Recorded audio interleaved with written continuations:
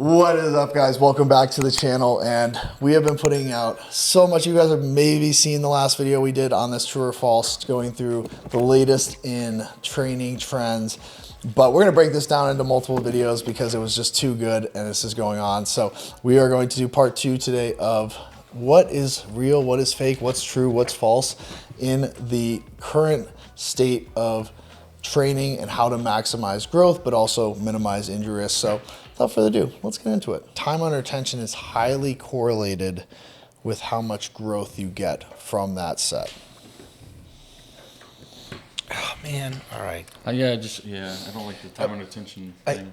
I'll explain my answer. Maybe then you guys can. Please. Yeah. So the reason I came with this question is because a lot of times, there's been a lot of debate about time under tension meaning nothing. I don't think that's necessarily true, but I think on the flip side of that, you can't say that just because the set takes you 2 or 3 minutes, it's going to be more growth promoting than a set that takes you 25 seconds.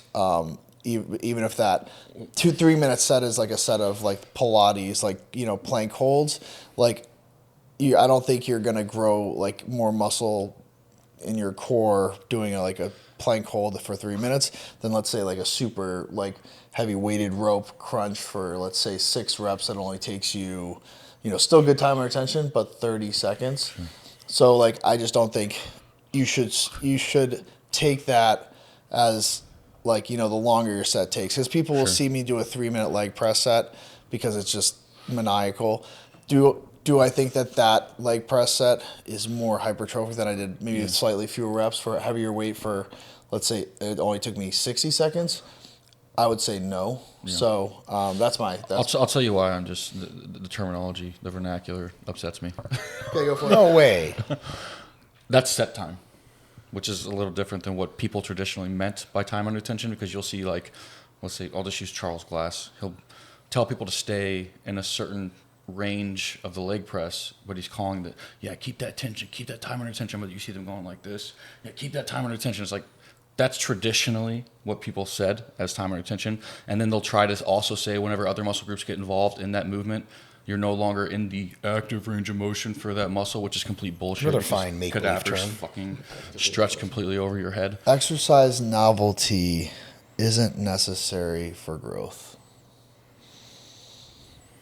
I say, okay, as it's phrased. Yeah, it's pretty true. Yeah.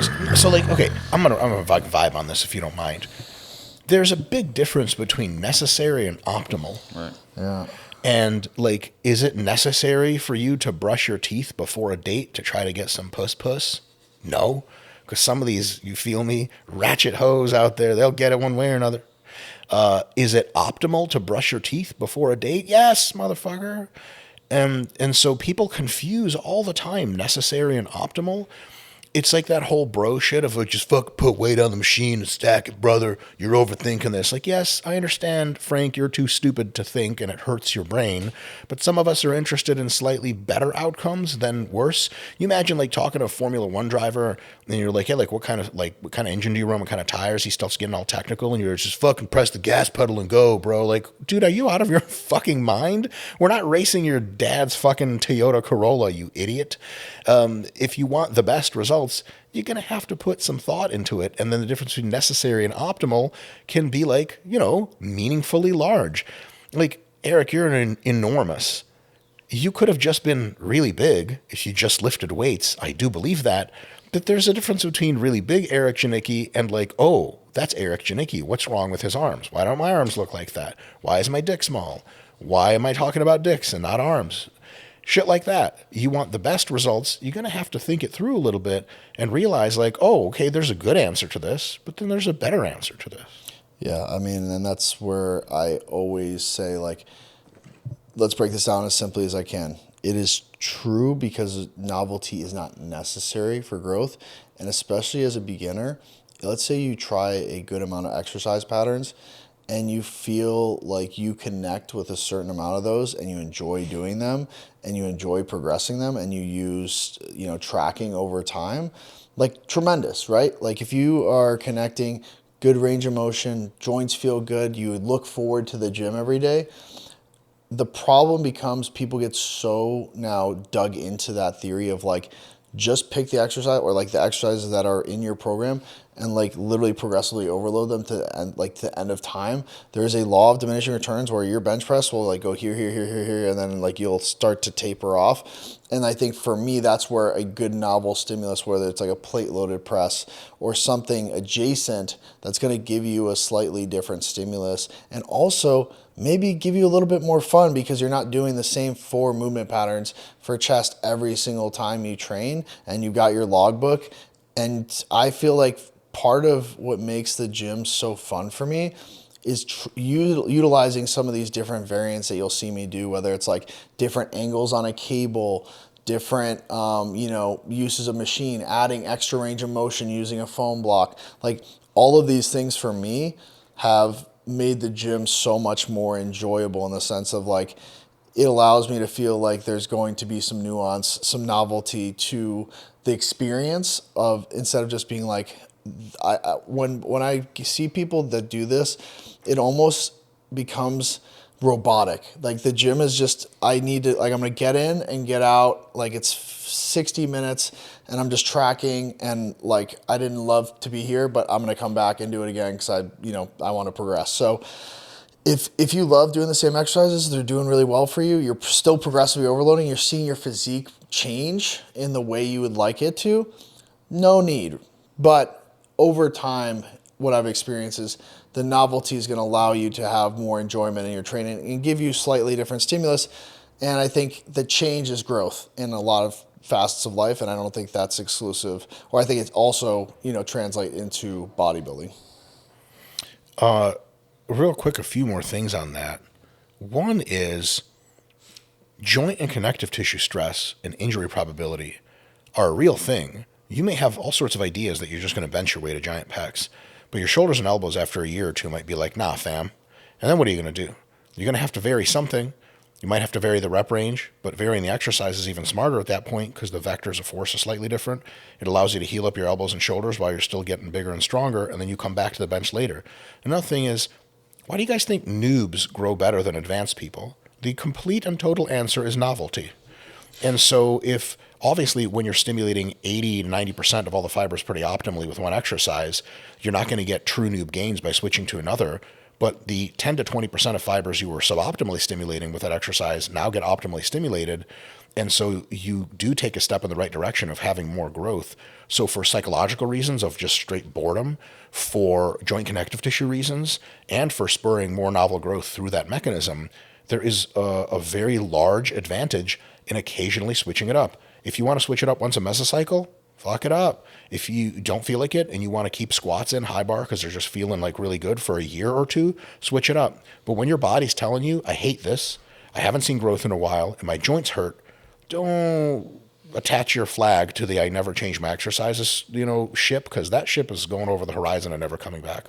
And so I think the last point I'll make on this is like, skill is an important metric. So if you continually change your exercise on the flip side and you're just jumping around, just like doing different things, you've bookmarked like 7 of your favorite influencers back workouts, and you're just like slinging, or it's crazy. You have ChatGPT mix them up for you also. Dude, some of my carousel workouts, I'll have like 15,000 people bookmark on them. Like, don't do this. I just know it's part of a program that you literally put together, which is, let me pick my favorite influencers workouts and I'll just do them whenever. Dude, Eric, I'll have people be like, I tried your tricep workout. I'm like, I have a tricep workout? You're like, yeah, the one you just posted. Oh shit. But I did the other 15 right before that, and I'm no better at any of the movements. So skill is when you do something more and more and more and more, obviously your skill level is going to increase. And that's why sometimes people will be like, oh my God, he put 50, he increases bench press by 50% in his first 6 months training, he must be on gear.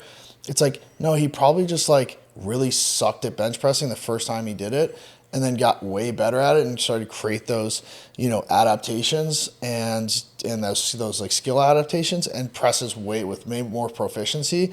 And so it's not that he built enough muscle to say he has twice as much muscle in his chest now because he's bench pressing twice as much. the skill progression could have maybe accounted for 85% of that increase. So I think that's also something to remember, guys. If you guys are training, that don't just think, oh, my numbers are going up, it means I'm inherently building muscle. It's probably a good chance of that, but there also is a percentage of that is the skill accumulation. That's why sometimes you'll see the argument of like, wait, why can that guy squat 600 pounds, but his legs don't look very big? It's because he's literally built such a proficiency and balance, the connective tissue, the neural connection with obviously that eccentric load, and then driving forcefully out of the bottom of a rep. You do that so many times, and it's actually more of a skill progression than an actual strength progression. So, I want to do this one. All right, we're doing this one. I'm not leaving this one out. Dude, there's so many good ones. Fuck. It's Mike, a piece of shit. Mike's a piece of shit. Yeah. You won't. Wait. All right, you guys ready? You're ready? Okay, yeah, for sure. You won't experience any real growth benefits beyond 2 to 6 hard sets for a given body part in a single session.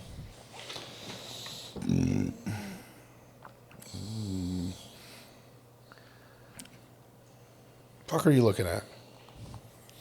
What did you say, Jerry? False? Yeah, of course. My dad.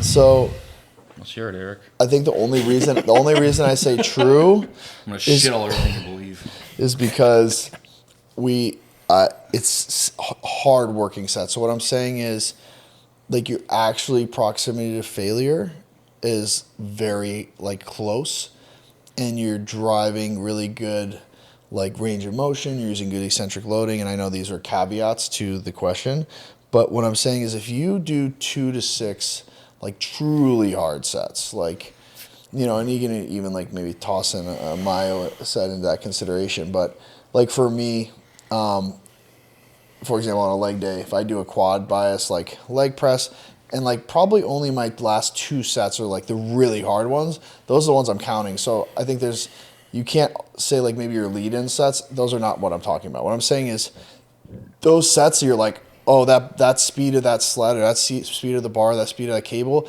has just tremendously slowed, and your ability to drive actual, force through the target muscle group has basically become minimized. That's what I'm talking about. So if you get to 6 sets, let's say for lats, lats or low lats, and that's the other nuance.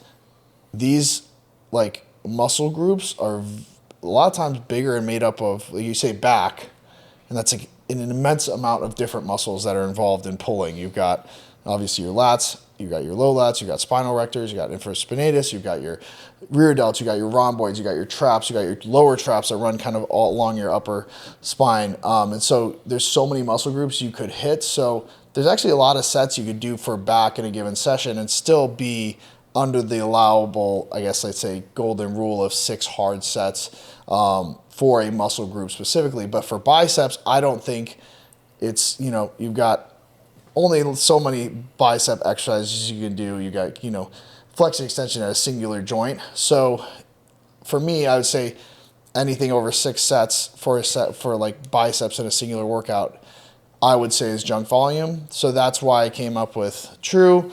But I think the nuance is the immensity or the amount of different muscle groups. So leg day, you've got quads, you've got adductors, you've got hamstrings, you've got glutes, you've got calves. So there's a lot of sets you can do with only hitting, let's say, even 3 to 4 of a singular muscle group. Obviously, there's compound exercise where you're going to get glutes, hamstrings, adductors, and quads. But I think then you would kind of include that as part of those 6, or maybe a percentage of those 6, because maybe hamstrings are lightly involved in, let's say, a leg press, but very minimally. So I wouldn't count that as towards a 6 hard working set of hamstrings specifically. Does that make sense? Makes sense to me, but Jared still hates you too much, dude. Let's hear it. Let's get that lightsaber out, Jared. the red lightsaber. Does it make you less mad with my explanation? Or? Oh, no, it made me more mad, honestly, Eric. I'm putting it out Jared there. doesn't get less mad. He only gets more mad. He's crossing his arms. Low lats versus lats, man. What the fuck are you talking about? No, it's so individual, and the volume landmarks exist for a reason. That it's what'd you weigh on stage? I was like, when I actually stepped on, it was like closer to 260. 260. You're So, 260 pound. Nobody could beat me up. 250 pounds. 250 pounds of solid white mass. The way you are. And negative body fat percent too. That's right. I almost combined Bradley Martin and Ronnie Coleman. Well, you might be able to beat me in a fight, but I weigh 250 pounds, and I'm not just a podcaster, so fuck you. Fuck you, man. You just got a big payout for a supplement company. Who did? Ronnie? Oh, that's right. Yeah, some lawsuit or something. Ronnie did? My man, Ronnie. What's up, big homie? Yo, share some of that wealth, Yeah, the manufacturer or something. Like the lids were popping in the manufacturer. Oh, I heard about that. Yeah, That's it's dope. insane. Yo, I feel like if my lids get to popping, the next thing we're popping is champagne bottles, fellas, because we out here spending millions. Jesus. Recklessly and shit. Phil, you trying to get a mill? Let's go. Let's get this money, bro. Give me them lids. Junk volume, we're finding more and more, is actually a pretty hard area to reach. Most literature Jared knows about hard to reach areas, am I I right? sure do, baby. I'm not a Latino. Why are you looking at me like Oh, that? sorry. You have that great Latina accent that you do. Ay, ay, ay. Is that my heart? You can't tell, but it shifted in a positive direction for you later. Yeah, most literature is also pointing to being able to use higher volumes. It's super individual. Depends if you're emphasizing or not. You're a 260-pound male bodybuilder. 6 hard working sets might be all you can do for your hamstrings or your quads in one session. I would say you're splitting the muscle groups up unnecessarily, way too much, like low lats, lats, etc. I'm not sure that I would say, okay, well, I did 3 sets for my low lats and 4 sets for my high lats, and the back is hit. When the back's hit, it's like saying you can only hit the quads and the glutes won't get involved. On a knee flexion exercise, it's definitely not true. So unnecessarily capping yourself to 2 to 6 sets in a session, especially when you're not Eric Janicki and you're not using 9 plates per side on a leg press. When you say my last name right, how many years? What is it? Janicki? Janicki. What is it? I like to say Janicki. Janicki. Janicki, yeah. No, I'm going to say it the Polish way. yeah, I'm saying It doesn't have to be Janicki. Yeah, that's fine. It doesn't really bother me. But Eric Janicki. Just out of curiosity, it was more of a... Oh, it's like, why does Nick Walker call me Feathers, you know? I just let him do it. He's kind of big. If you didn't let him do it, he's kind of still do it. Yeah, you kind of still do it. Yeah, man, there's a lot of caveat there, and I would say it's false on most metrics. Potentially true for you.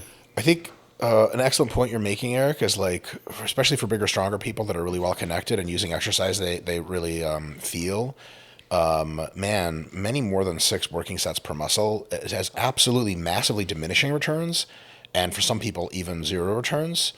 But for many people, going into 8, 10, 12 sets per muscle per session is just beneficial, first of all, on experimental grounds.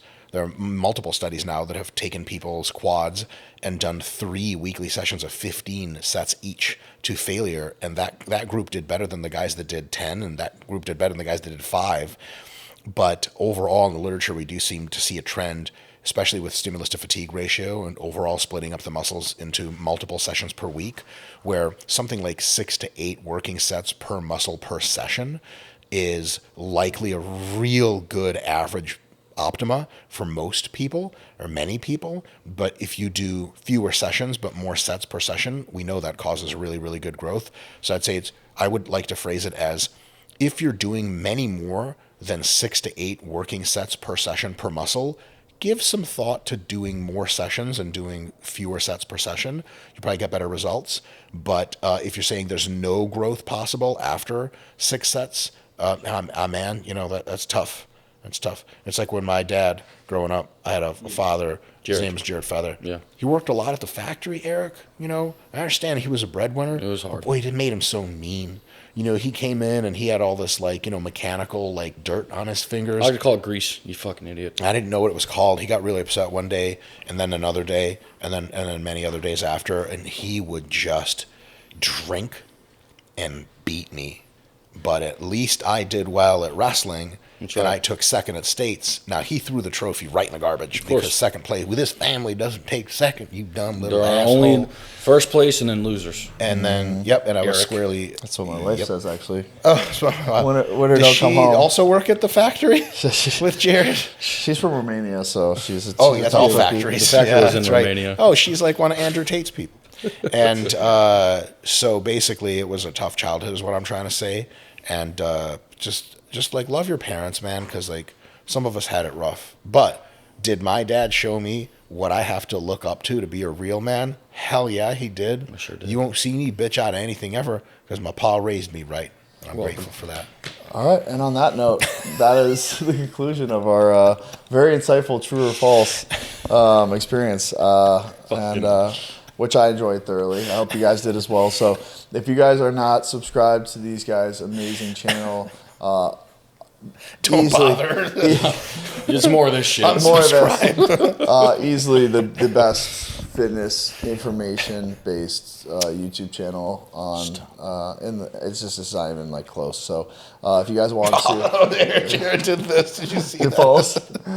So if you guys want to learn, all jokes aside, a lot just about if you're a beginner, if you're intermediate, if you're advanced, there's so many cool topics that they cover, whether it be nutrient timing, whether it be when you should do your cardio. A lot of the stuff we talked about in this video, they have like really refined videos that are 10 minutes or so that you can learn so much from. So I would say go and check out the RP YouTube, go check out their app, go check out their whole ecosystem. They've got brand new, I don't know, am I allowed to say this? When does this video come out? It'll probably be soon, so... Maybe we have a product in the works. You'll hear about it soon. They have an insane product that could give you nice levels of protein in very small volumes, which is going to be really, really cool. So they showed it to me. I tried it. It's delicious. Skeet juice, it's called. Skeet juice. Look for it. It's good. It's actually just my cum. Yeah. Hope you guys love the video, and I will see you on the next one.